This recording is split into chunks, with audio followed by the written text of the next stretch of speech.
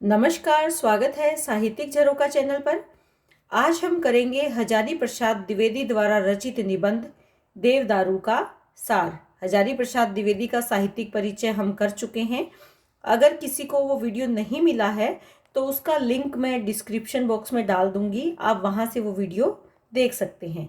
तो आइए आज देवदारू निबंध के सार के बारे में जानते हैं। देखिए, यहाँ पर कुछ बिंदुओं के माध्यम से, कुछ मुख्य पॉइंटों के माध्यम से मैं आपको इस निबंध के बारे में बताना चाहूँगी। सबसे पहले तो आप ये ध्यान रखेंगे कि जो देवदारू निबंध है ये आचार्य हजारी प्रसाद द्विवेदी का भावात्मक निबंध है, यानी भावों से भरपूर निबंध है। देवदारू एक पेड़ है जो इस निबंध का आधार है। जैसे मैंने यहाँ पिक्चर लगाई है, ये आपको दिखाने के लिए और बताने के लिए है कि देवदारू का पेड़ कैसा होता है। इस पेड़ को ध्यान में रखकर आप इस निबंध का सार करेंगे या इस निबंध को समझेंगे। जो मुख्य आधार है इस निबंध का वो क्या है? देवदारू का पेड़ है। देवताओं का प्यारा वृक्ष है। द्विवेदी जी ये मानते हैं कि देवदारू का जो पेड़ है ये एक सामान्य पेड़ नहीं है, बल्कि ये देवताओं का प्यारा वृक्ष है। और इसका ये नाम कोई आज का नहीं है या हमने नहीं दिया, बल्कि जो देवदारू नाम है ये महाभारत से भी प्राचीन है। हमारा सबसे प्राचीन या बहुत ज़्यादा प्राचीन ग्रंथ माना जाता है महाभारत का, लेकिन द्विवेदी जी ये मानते हैं कि जो देवदारू का पेड़ है ये महाभारत से भी कहीं ज़्यादा प्राचीन है। इसकी ऊंचाई के कारण इसे गगन स्पर्शी भी कहा गया है। जैसा कि देख रहे हैं, ये पहाड़ी प्रदेश में ज़्यादा पाया जाता है और ये बहुत ऊंचे और लंबे होते हैं, और इसी की ऊंचाई के कारण इसको देखकर लगता है कि आसमान को छूने का प्रयास कर रहा है। इसकी जड़ें बहुत गहरी होती है, इसीलिए यह देवताओं का प्यारा वृक्ष भी माना गया है। और क्यों देवताओं का प्यारा है? क्योंकि महादेव यानी शिव ने समाधि लगाने के लिए देवदारू द्रुम वेदिका को ही अच्छा समझा। देखिए, देवदारू द्रुम वेदिका से तात्पर्य क्या है? देवदारू की जो पेड़ की जड़ें हैं उनको ही अपनी समाधि लगाने के लिए उपयुक्त आसन माना। किसने? महादेव ने। समाधि कहाँ पर लगाई? इसी देवदारू के पेड़ के नीचे, और उसकी जड़ों में ही अपना आसन लगाया। देवदारू उल्लास का सूचक है। उल्लास यानी खुशी, प्रसन्नता का सूचक है। कामदेव के प्रभाव से शिव की समाधि भंग हुई। शिव ने जो देवदारू के नीचे समाधि लगाई थी, कामदेव ने उस समाधि को भंग करने का प्रयास किया और समाधि भंग भी हुई। कामदेव कौन है? प्रेम के देवता। उन्होंने शिव की समाधि को भंग किया, लेकिन कौन अचल खड़ा रहा? देवदारू का पेड़। देवदारू का पेड़ बिल्कुल नहीं हिला, अचल खड़ा रहा। यानी परिस्थितियां विपरीत थी, लेकिन फिर भी उसमें कोई परिवर्तन नहीं हुआ। कहने का तात्पर्य क्या है कि परिस्थितियां चाहे जैसी भी हों, देवदारू का पेड़ अपने स्थान पर अचल अडिग हमेशा निरंतर खड़ा रहा है। कब से? इतिहास से, बीते हुए समय से आज तक निरंतर। देवता की तुलना में निर्विकार। देवता की तुलना, क्योंकि देवता की तुलना में निर्विकार कैसे है? देवता तो उस समाधि को भंग कर लिया था, भंग कर भी दिया था। किसने किया था? कामदेव ने। भंग किसकी हुई थी? महादेव की। तो उस समाधि को भंग किया, यानी देवता के स्वभाव में, देवता की परिस्थितियों में तो परिवर्तन आया, लेकिन देवदारू के पेड़ की परिस्थितियों में कोई परिवर्तन नहीं आया। महादेव ने उसकी जड़ों में समाधि लगाई, लेकिन कामदेव के कारण ये समाधि भंग हो गई और उसमें परिवर्तन आ गया। लेकिन देवदारू कैसा है? देवता की तुलना में निर्विकार है, यानी विकारों से रहित है। देवताओं में तो विकार है, लेकिन इसमें नहीं है। किसमें? देवदारू के पेड़ में। यही कारण है कि ये काठ बना रहा। काठ यानी लकड़ी का बना रहा, जैसे निर्जीव होता है वैसे बना रहा, और इसी कारण इसे देवता का काठ भी कहा गया। ये इसका नाम किस लिए पड़ा? इसी प्रसंग के कारण इसे देवता का काठ कहा गया। कौन से प्रसंग के कारण?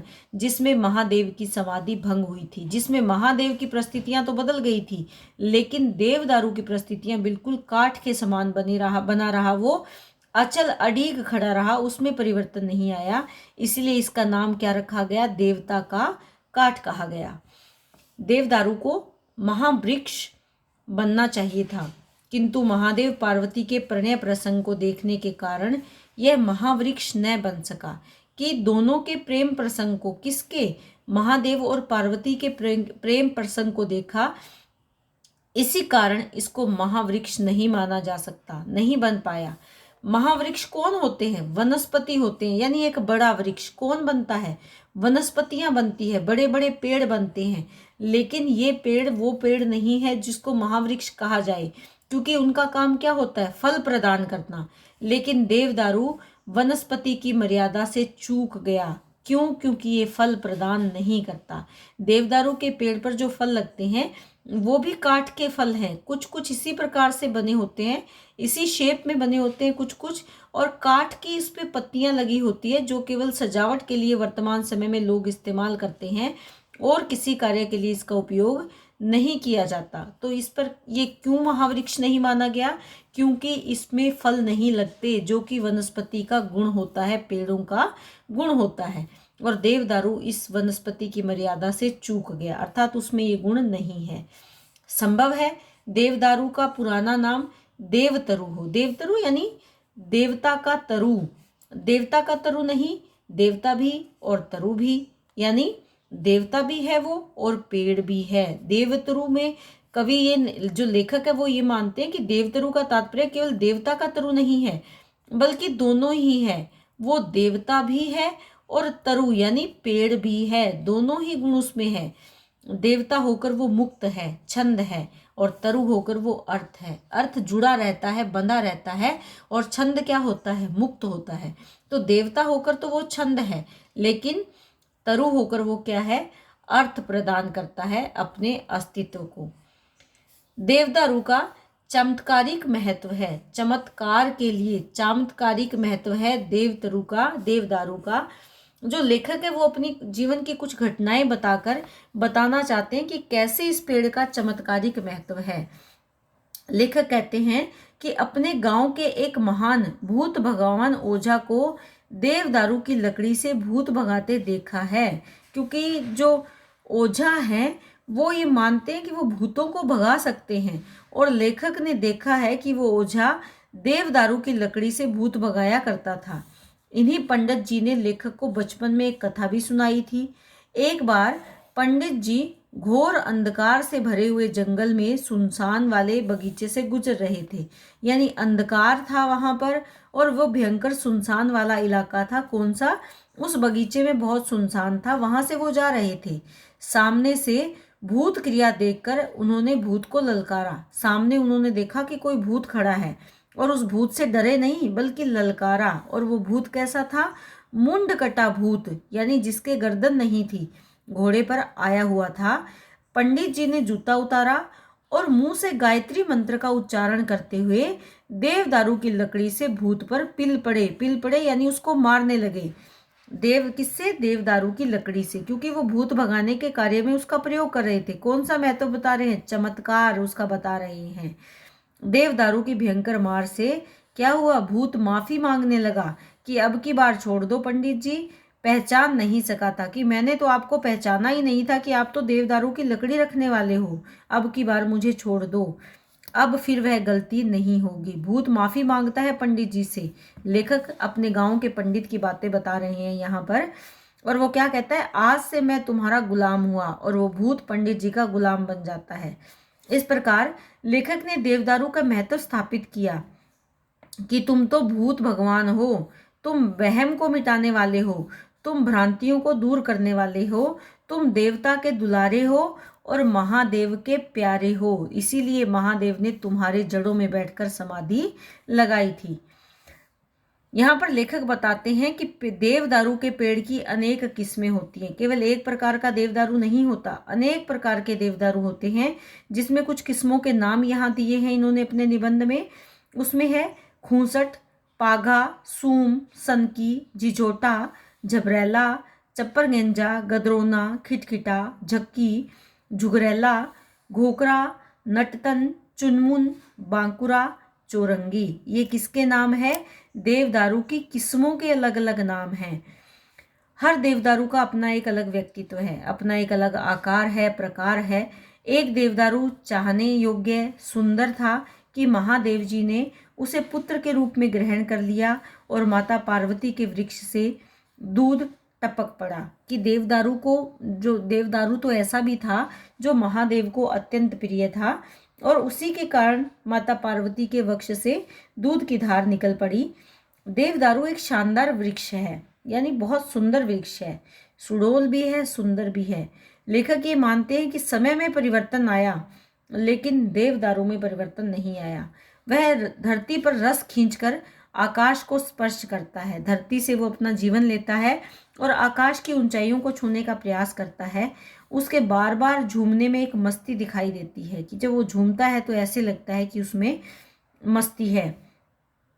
इसकी मस्ती में युग युगांतर की संचित अनुभूति है और ये मस्ती केवल दिखाने के लिए नहीं बल्कि अपने अनुभवों को व्यक्त करने के लिए वो मस्त दिखाई देता है। और वो मस्ती एक दिन की नहीं बल्कि युगों से इकट्ठी की हुई उसकी अनुभूतियां हैं। हजारों वर्षों के उतार चढ़ाव, यानी समय के उतार चढ़ाव के कौन से समय के, अनेक वर्षों के उतार चढ़ाव का निर्मम साथी है देवदारू का पेड़।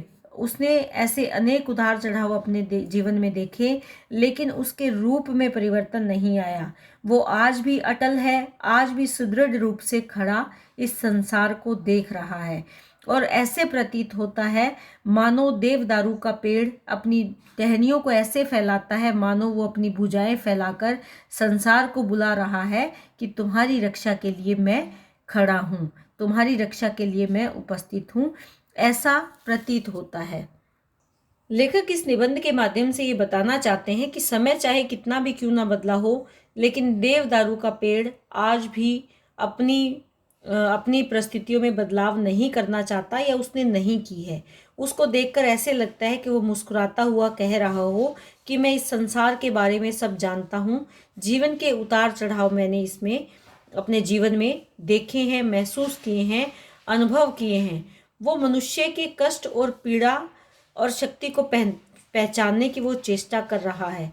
तो यहाँ देवदारू के बारे में बताना चाहते हैं कि मानव का ऐसा साथी मिलना दुर्लभ है, ऐसा साथी मिलना मुश्किल है जो हजारों सालों से इन परिस्थितियों को सहन कर रहा है। लेकिन उसको देखकर ऐसा प्रतीत होता है कि मानवता का रक्षक है वो और संपूर्ण मानवता को ये एहसास करवाना चाहता है, मानव जाति को एहसास करवाना चाहता है कि मैं बाहें फैलाए तुम्हारी रक्षा के लिए हमेशा तैयार हूँ, तत्पर हूँ। तो ये आज हमने जाना देवदारू निबंध का सार। बहुत रोचक निबंध है लेकिन जब आप ये व्याख्या करें इसकी तो या ये वीडियो देखें तो इसके साथ इसकी जो मूल निबंध है वो अवश्य पढ़ें। उसको पढ़कर ही आप इसको विस्तार से समझ पाएंगे। हाँ, सहयोग के लिए या उसको थोड़ा आसान करने के लिए जो आपके सिलेबस में लगा हुआ देवदारू का निबंध है उसको थोड़ा आसान करने के लिए इस वीडियो का सहारा आप ले सकते हैं। लेकिन जो मूल पाठ है उसको एक बार ज़रूर आप पढ़ें, उसका अध्ययन ज़रूर करें। तो उम्मीद करती हूँ कि मेरे द्वारा बनाई गई ये वीडियो आपके लिए सहायक सिद्ध होगी आपके अध्ययन में। इसी के साथ अगर वीडियो अच्छा लगे तो कमेंट ज़रूर करें और चैनल को लाइक, शेयर और सब्सक्राइब करते रहें। बहुत बहुत धन्यवाद।